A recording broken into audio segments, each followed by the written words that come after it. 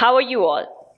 So in today's session, we are going to talk about population explosion and birth control. So yes, as we know that in our country, the population is growing day by day, because of which we see that population explosion is there in our country. So basically in this chapter, in this topic particularly, that is population explosion and birth control, we are going to talk about the various measures by which we can control this population explosion. So now let us begin with our topic. So yes, during independence, India was quite underdeveloped and medical facility at that time was also not very good. So because of that, the life expectancy was very less, means very few people were there, means the ratio of living people as compared to the death rate was quite low. People were dying at an alarming rate because of the poor medical facilities and the rise of various diseases, including the reproductive diseases as well. So apart from that, infant mortality rate was also high at that time. And another reason for the population explosion was that people in their reproducible age was also one of the reasons because of which the population explosion was there. So over the time, government has established hospitals and medical centers for proper treatment of the people and various diseases. Also, under various programs, the rural people are now being educated about the birth control and about the sex education as well. Apart from that, immunizing people has also improved the health in the community overall.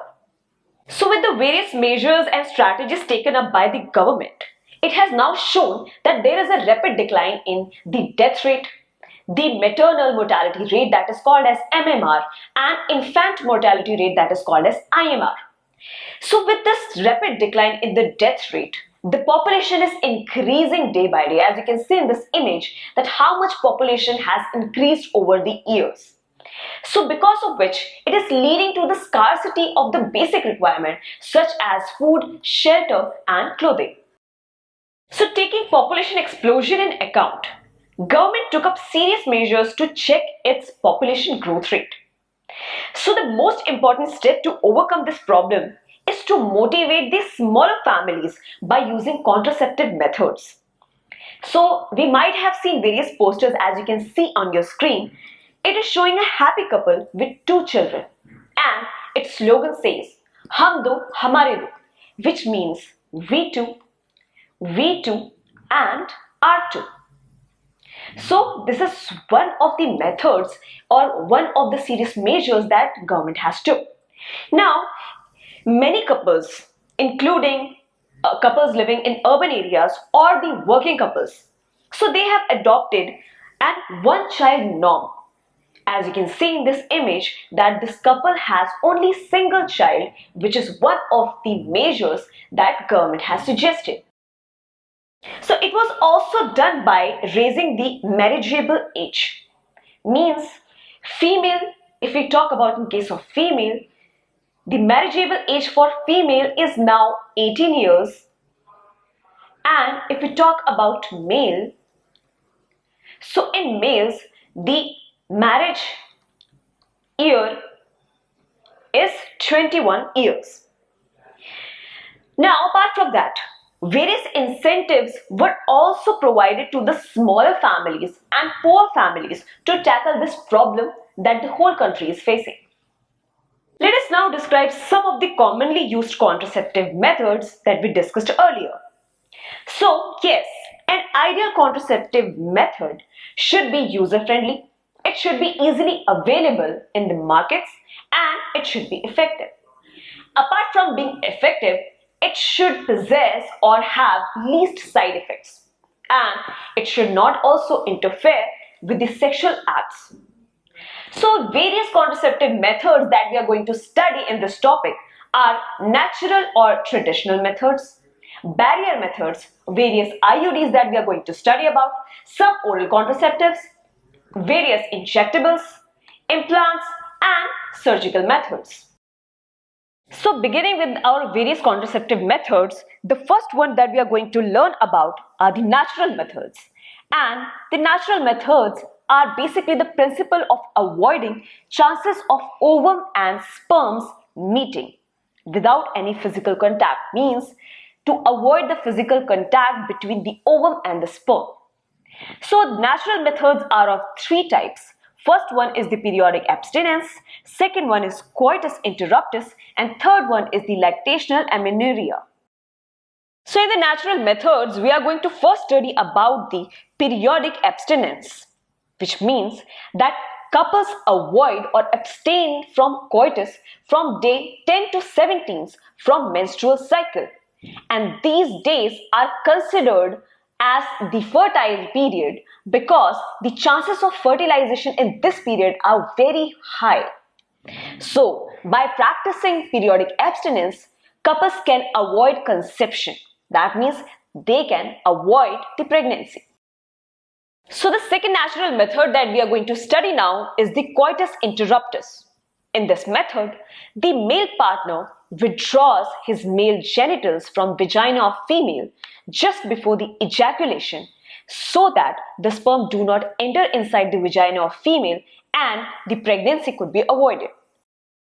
So now third type of natural method that we are going to talk about is lactational amenorrhea. So it is also called as the absence of menstruation during lactation. Means lactating women do not menstruate for 6 months after parturition. It simply means that after the birth of a child, a woman do not menstruate for 6 months while she is feeding milk to her child, and because of which the ovulation do not take place, and it is also because of the hormone oxytocin, which is also called as the lactating hormone. And because this oxytocin hormone releases at that time, it suppresses the process of ovulation in the female. And it is also considered as the safe methods because it does not have any side effects, as there is no medicine involved in this process. Now let us decode the next type of contraceptive method, that is barrier methods. In this method, the ovum and sperms are prevented from physically meeting with the help of various barriers. So condoms are the barriers here that we are talking about, and condoms are available both for male and female. And these condoms are used just before the coitus to prevent the conception. For example, Nirodh in case of male. So basically, these condoms or these barriers, they also prevent the user from contracting various STDs, that is sexually transmitted diseases, and AIDS. And both male and female condoms are disposable. Also, they are very easy to use so that they give a proper privacy for the users. So in the barrier method, the next type of barrier that we are going to learn about are the diaphragms, cervical caps, and voles. Now, these are made up of thin rubber that are inserted in the female reproductive system to cover the cervix. So the function of these diaphragm, cervical caps, or voles are to prevent the conception by blocking the sperms itself through the cervix. And do you know that spermicidal creams, jellies, and foams are also applied on these diaphragms, that is to increase the contraceptive efficiency. Now next barrier methods are the IUDs, and those are known as intrauterine devices, which are inserted by doctors and expert nurses inside the vagina. And they are available as, first of all, non-medicated IUDs. An example is Lippis loop. And hormone-releasing IUDs. The examples are Progestasert and LNG20. And copper-releasing IUDs, that is Copper T, Copper 7, or Multilode 375. Now, when we talk about non-medicated IUDs, here I will write non-medicated IUDs. So the function of these non-medicated IUDs, such as the Lippis loop, they increase the phagocytosis of sperms within the uterus. Means they result in the death of sperm. Now, when we talk about the copper-releasing IUDs, So the copper ions present inside them, they suppress the sperm motility and also they decrease the fertilization capacity of that sperm. Now, the hormone releasing IUDs, if you talk about, it makes the uterus unsuitable for implantation only and the cervix hostile to the sperms. Moving on to the next type of barrier method, that are the oral contraceptives. So yes, oral contraceptives are basically the small doses of progesterone or the combination of progesterone and estrogen, and they are used in the form of tablets and we know them as the pills. So these pills are taken daily for the period of 21 days by a female and starting within the first 5 days of menstrual cycle. So after the gap of 7 days during which the menstruation occurs, means 7 days gap in which menstruation occurs,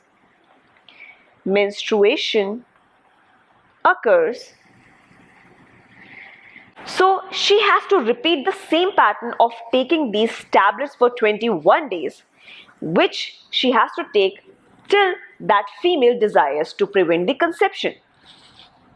So basically, these pills, they inhibit the ovulation and implantation after the entry of sperm inside the female reproductive system. It also retards the entry of sperm and it is quite effective with less side effects as well.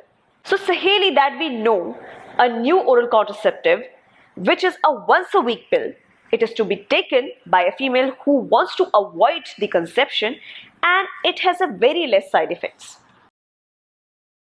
So the next type of contraceptive method are the injectables. And injectables are also progesterone or combination with estrogen, but they are used as injections. And particularly they are used by females under their skin. Now, mode of action of these injectables are similar as to the pills, but their effect is longer as compared to the pills that a female takes. Now, the use of injectables are that they are found very effective if they are taken within 72 hours of the coitus. Also, they avoid pregnancy if there is an unprotected intercourse. Let's move on to the next type of contraceptive method, that are the surgical methods. Now, they are the terminal method to prevent any more pregnancies. Means, if a male or female are undergoing this surgical method, there will be no longer transport of sperm or ovum from male or female. So basically, it blocks the whole gamete transfer if done in case of male and female. So yes, this sterilization process in male basically is known as vasectomy. Yes, the name is vasectomy and it is the sterilization process that takes place in the male. So during vasectomy, a small part of the vas deferens is removed and tied up to the scrotum with a small incision. Yes, and because of which the sperm cannot transport from the vas deferens anymore, means the sperm cannot enter in the female vagina during the coitus. So the sterilization process in the female is known as tubectomy. And in tubectomy, small part of the fallopian tube is cut and removed and tied in the abdomen of the female, due to which the egg released in the fallopian tube cannot enter inside the uterus, due to which it cannot undergo the process of fertilization and neither the process of implantation. So with all the methods that we have studied so far, we know that selection of suitable contraceptive method should always be undertaken in consultation with qualified medical professionals, because contraceptives are not regular requirements for the maintenance of reproductive health. So, and also it is practiced against a natural reproductive event. That is, it is used to prevent or delay pregnancy. So, while undergoing any of the processes or taking in or practicing any of the contraceptive methods, one should always consult with the qualified medical professionals. So these methods may have significant role in checking uncontrolled growth of population, but their possible ill effects such as nausea or abdominal pain, breakthrough bleeding, or irregular menstrual bleeding or breast cancer should not be ignored. So yes, with this, we come to an end of our topic, that is population explosion and birth control. I hope you understood this topic really well and stay tuned for more amazing content. Thank you.